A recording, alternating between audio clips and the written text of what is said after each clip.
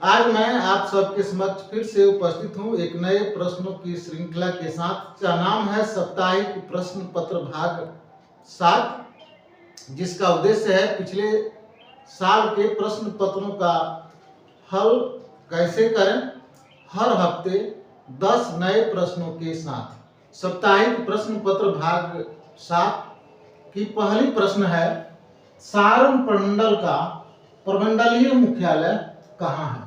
जिसका पहला ऑप्शन है पटना, दूसरा ऑप्शन है छपरा, तीसरा ऑप्शन है सिवान और चौथा ऑप्शन है गोपालगंज। तो सबसे पहले जानते हैं कि आखिर सारण प्रमंडल में कितने जिले हैं। तो सारण प्रमंडल में 3 जिले हैं, जिसमें पहला जिला छपरा, दूसरा जिला सिवान और तीसरा जिला गोपालगंज। तब प्रश्न उठता है कि आखिर इस प्रमंडल का प्रमंडलीय मुख्यालय कहाँ है।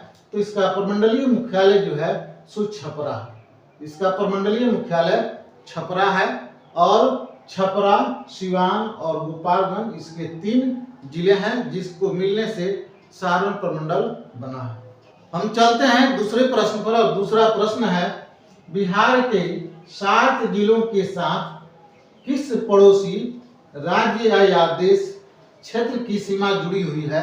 तो देखते हैं कि जिसका पहला ऑप्शन है उत्तर प्रदेश, दूसरा ऑप्शन है नेपाल, तीसरा ऑप्शन है पश्चिम बंगाल और चौथा ऑप्शन है झारखंड। देखते हैं कि नेपाल एक ऐसा देश है जिसके साथ बिहार के 7 जिले जो हैं अपनी सीमा रेखा बनाते हैं। तो इसका सही जवाब होगा नेपाल। इसमें जो है 7 जिले इसके साथ सीमा बनाते हैं।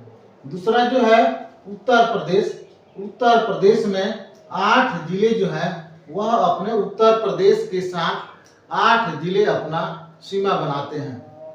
पश्चिम में उसके बाद झारखंड, झारखंड के साथ भी 8 जिले जो है वे अपना सीमा बनाते हैं और पश्चिम बंगाल जो है इसके साथ बिहार के 3 जिले जो हैं सो अपनी सीमा बनाते हैं। हमारा तीसरा प्रश्न है, मोबाइल फोन के जनक किस महापुरुष को कहा जाता है।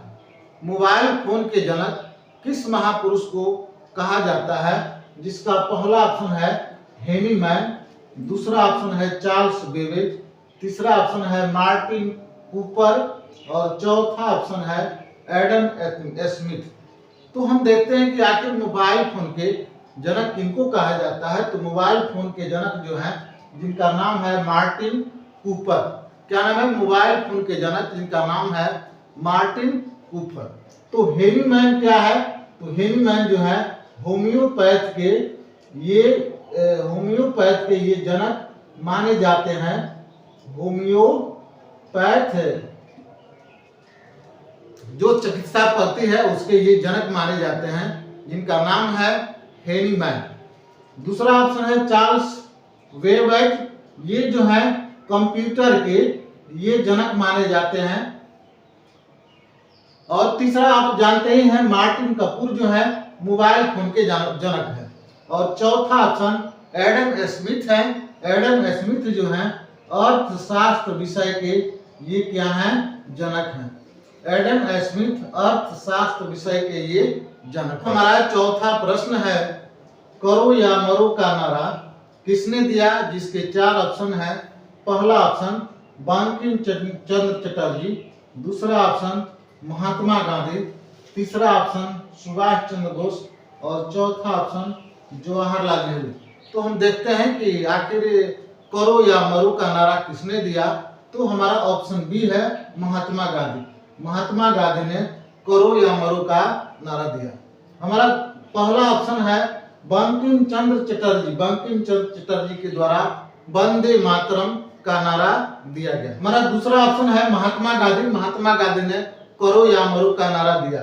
हमारा तीसरा ऑप्शन है सुभाष चंद्र बोस। सुभाष चंद्र बोस ने का कथन था, तुम मुझे खून दो मैं तुम्हें आजादी दूंगा। तुम मुझे खून दो मैं तुम्हें आजादी दूंगा। और हमारा चौथा जो ऑप्शन जो है जवाहरलाल नेहरू, और जवाहरलाल नेहरू ने का कथन था आराम हराम है।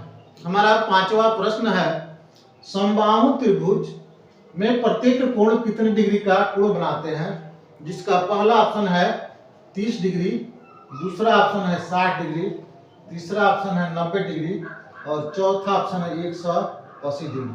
तो समबाहु त्रिभुज का मतलब होता है जिसके तीनों बाह जो है सो बराबर हो, जिसके तीनों कोण जो है सो बराबर हो, उसे हम समबाहु त्रिभुज के नाम से हम लोग जानते हैं। तो समबाहु त्रिभुज ये प्रत्येक कोण जो है सो 60 डिग्री के होंगे। कितने डिग्री के होंगे? तो 60 डिग्री के कोण बनाते हैं। हमारा छठा प्रश्न है, भारतीय संविधान में कितने मौलिक कर्तव्य दिए गए हैं?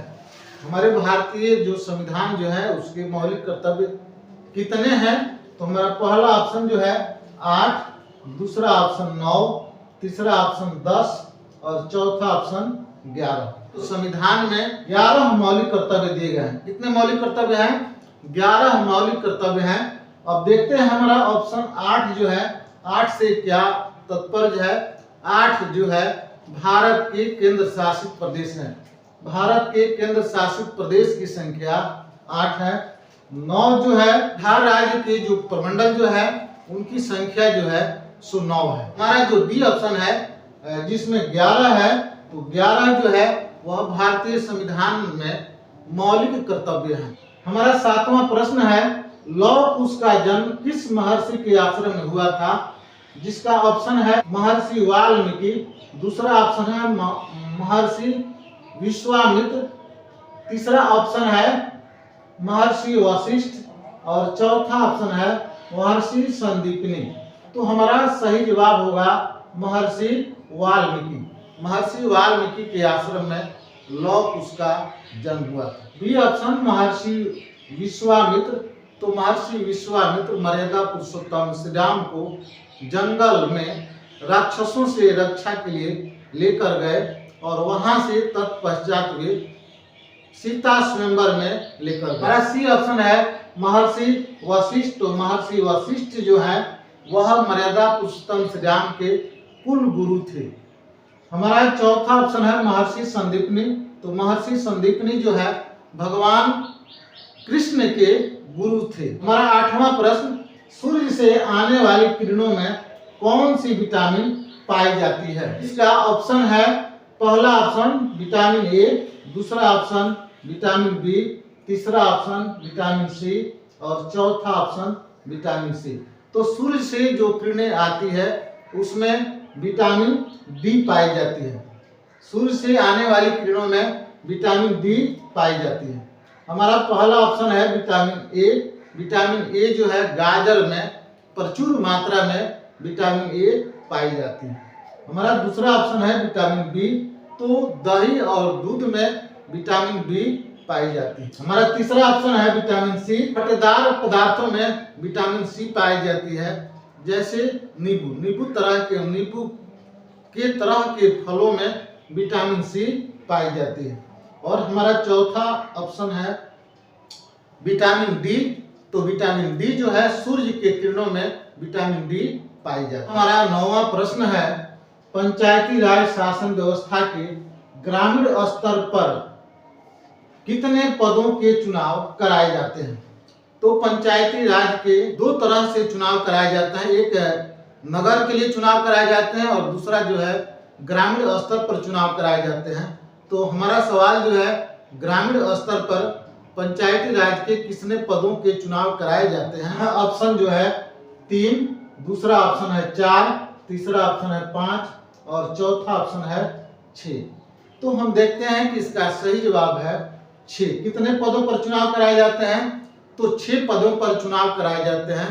6 पद जो है जिसमें पहला पद वार्ड सदस्य, दूसरा वार्ड पंच, तीसरा पंचायत समिति सदस्य, चौथा मुखिया, 5वां सरपंच और छठा जो है जिला परिषद सदस्य।